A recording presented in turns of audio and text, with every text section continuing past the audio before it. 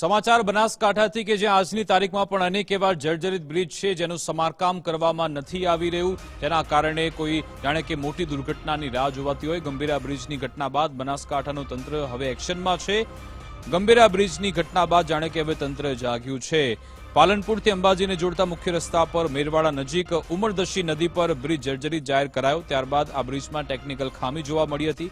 ભારે વાહનોને ડાયવર્ઝન આપવામાં આવ્યું। અંબાજીથી પાલનપુર તરફ આવતા વાહનોને મેરવાડા સર્કલથી સેમોદરા અને ત્યારબાદ વાયા ખરોડિયાથી ફતેપુરાનું ડાયવર્ઝન આપ્યું, પરંતુ આ રૂટ વાહન ચાલકોને 20 કિલોમીટર જેટલું વધારે ફરવું પડે છે, જેના કારણે વાહન ચાલકો હવે શોર્ટકટ રસ્તો અપનાવી રહ્યા છે અને વગદા ગામમાંથી પસાર થઈ રહ્યા છે, જેના કારણે ગ્રામજનોમાં ભારે રોષ છે।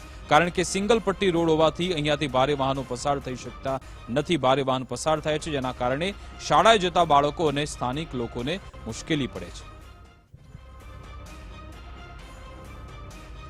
માનનીય કલેક્ટર સાહેબે જાહેરનામું પાડેલ કે મેરવાડા પુલ ક્ષતિગ્રસ્ત હોય દરેક ભારે વાહનોએ સહેજલપુરાથી વાયા ખરોડિયા થઈ વગદા થઈને પાલનપુર જવું અને પાલનપુરથી આવતા વાહનોએ વગદા ખરોડિયા અને સહેજલપુરાથી મેરવાડા થઈને અંબાજી તરફ જવું। પરંતુ કલેક્ટર સાહેબના જાહેરનામાને ઘોડી અને આજના આ બધા મોટા ભારે વાહનોવાળા વાયા સહેજલપુરાથી સીધા વગદાથી નીકળે છે અને વગદા બસ સ્ટેન્ડ પર તમે જોઈ રહ્યા છો કે અહીંયાથી જે વાહનો પસાર થાય બાજુમાં એ રસ્તા ઉપર સ્કૂલો જવાવાળા નાના બાળકો, આંગણવાડીના બાળકો, અહીંયા બાજુમાં અમારે પીએચસી ભવનથી જવાવાળા ત્યાં લોકો, આ દરેકને નુકસાન થવાનો ભય છે, ભવિષ્યમાં અકસ્માત થવાનો ભય છે।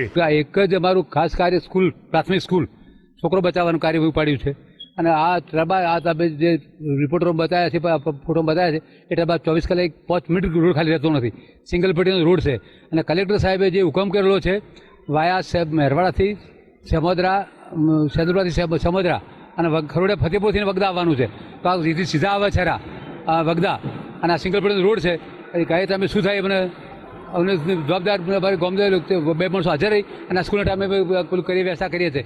સાહેબ અમને એક બે આપે ડેરીકોટ આપે અને એની વ્યવસ્થા કરવા પડે, કલેક્ટર હુકમનો સાહેબનો અમલ પાડવા માટે થાય એ વ્યવસ્થા કરવા। સ્કૂલના બાજુમાં સિંગલ પટ્ટી એ ત્યાં ટર્બો અને ભારે સાધન વધારે હેડે છે, બાળકોને માતા પિતાને મેળવા આવવાનું બહુ દુઃખ પડે છે, છોકરાઓને એક્સિડન્ટ થાય, એટલા માટે મહેરબાની કરી કલેક્ટર સાહેબ, મામલતદાર સાહેબને નિર્મળ વિનંતી કે ભાઈ આ સાધન વાયા મેરવાડા પાલનપુર રાખો। જે રીતે ગંભીરા બ્રિજ છે તે ધરાશાયી થયો અને 19 જેટલા લોકોના મોત થયા, ત્યારબાદ મોડે બનાસકાંઠા વહીવટી તંત્ર છે તે જાગ્યું છે। ત્યારબાદ કહી શકાય કે પાલનપુરથી અંબાજીને જોડતો જે મુખ્ય માર્ગ છે ને મુખ્ય માર્ગ જે કહી શકાય કે મેરવાડા પર જે બ્રિજ આવેલો હતો તેની પર કહી શકાય કે ડાયવર્ઝન આપવામાં આવ્યું છે। ત્યારબાદ આ તમામ જે વાહનો છે અત્યારે વાહન ચાલકો મુશ્કેલીમાં મુકાયા છે, કારણ કે કોઈ પણ તૈયારી વગર સીધું ડાયવર્ઝન આપી દેવામાં આવ્યું છે, એટલે જે કહી શકાય કે જે સિંગલ પટ્ટી રસ્તાઓ છે ત્યાં આગળ અત્યારે વાહનો પસાર થઈ રહ્યા છે। જે રીતે આપ દ્રશ્યોમાં જોઈ શકો છો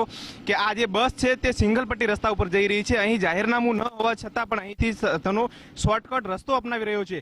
જાહેરનામાનો ખુલ્લે આમ ભંગ થઈ રહ્યો છે, કારણ કે કોઈ પણ પ્રકારનું આયોજન કર્યા વગર તંત્ર દ્વારા અહીં જાહેરનામું બહાર પાડવામાં આવ્યું છે। ત્યારે વાહન ચાલકો પણ મુશ્કેલીમાં મુકાયા છે। ત્યારે આ વિસ્તારની અંદર રહેતા લોકોની માંગણી છે કે તાત્કાલિક ધોરણે આ જે વાહનો અહીંથી પસાર થાય છે તેમને બંધ કરવામાં આવે, જેથી કરીને કોઈનો જીવ ન જાય અને સુખ શાંતિ અહીંથી લોકો છે તે રહી શકે। કમલેશ નાભાણી, ગુજરાત ફર્સ્ટ, બનાસકાંઠા। વડોદરાથી આણંદને જોડતો જે ગંભીરા બ્રિજ હતો તે ધરાશાયી થયો હતો અને જેમાં 19 લોકોના મોત થયા હતા। ત્યારબાદ સરકાર દ્વારા તમામ જે બ્રિજો હતા તેમનું નિરીક્ષણ કરવા માટે સૂચનાઓ આપવામાં આવી હતી। ત્યારબાદ બનાસકાંઠા વહીવટી તંત્ર દ્વારા જે પાલનપુરથી અંબાજીને જોડતા મુખ્ય માર્ગ ઉપર જે કહી શકાય કે મેરવાડા જે બ્રિજ આવેલો હતો, ઉમરદશી નદી ઉપર જે બ્રિજ આવેલો હતો અને બ્રિજનું નિરીક્ષણ કરતા તે જર્જરિત હાલતમાં હોય તેવું જણાઈ આવ્યું હતું। ત્યારે તંત્ર દ્વારા મોડે અહીં આગળ કહી શકાય કે ડાયવર્ઝન આપવામાં આવ્યું છે, એટલે કે અહીંથી જે ભારે વાહનો જે પસાર થતા હતા તેમના ઉપર પ્રતિબંધ મૂકી દેવામાં આવ્યો છે, જેથી કરીને હવે જે અહીંથી ભારે વાહનો જે પસાર થતા હતા તે લોકો અત્યારે મુશ્કેલીમાં મુકાયા છે। કારણ કે સરકારના કોઈ પણ કહી શકાય કે જે આયોજન વગર સીધું ડાયવર્ઝન આપવામાં આવ્યું છે, જેથી અહીંથી જે વાહનો જે પસાર થાય છે ભારે વાહનો તે સિંગલ પટ્ટી ગામડાઓમાંથી પસાર થાય છે, જેના કારણે વાહન ચાલકો પસાર થઈ રહ્યા છે, સાથે સાથે ગામડામાં વસતા તમામ જે લોકો છે તે પણ અત્યારે હેરાન પરેશાન થઈ ચૂક્યા છે।